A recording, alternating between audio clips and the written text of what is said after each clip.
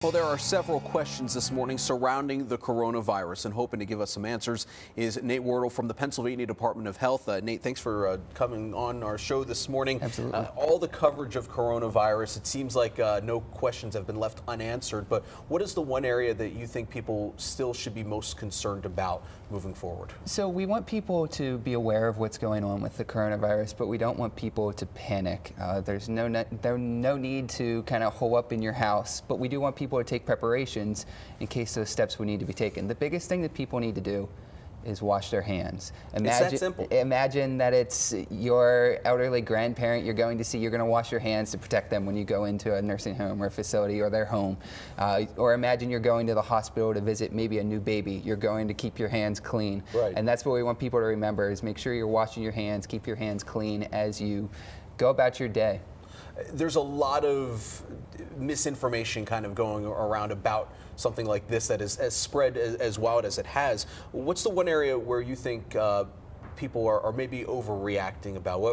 Where do people, what's the worst thing that you've heard that you kind of want to calm people about? Well, it's important for people to remember that for approximately 80% of people who would contract the coronavirus, and it's important to emphasize we have no cases of coronavirus in Pennsylvania.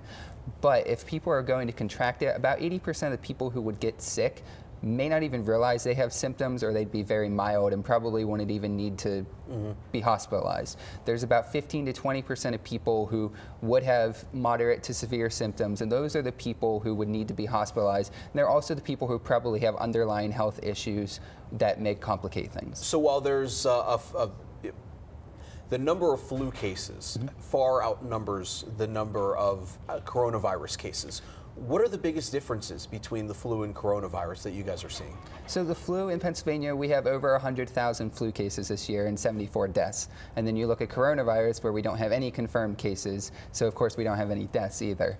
And it's important for people to remember that coronavirus, yes, you're hearing a lot about it because it's something new and people don't really have a lot of information. There's still things that the experts don't have all the information on as we continue to find out more about this novel virus.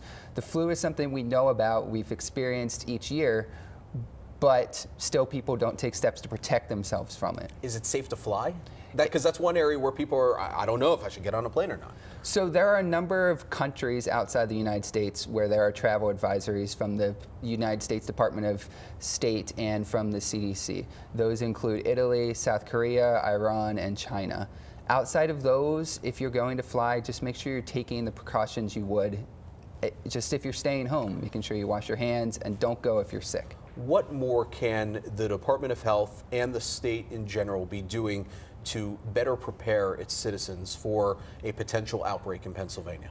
So we have been working for 2 months now to make sure that people are aware of coronavirus, to make sure that we are prepared from a state perspective, and we prepare constantly for potential infectious diseases to come to Pennsylvania. So we've been taking those steps, but the big thing that we need people to do is we need them to be open with their doctor.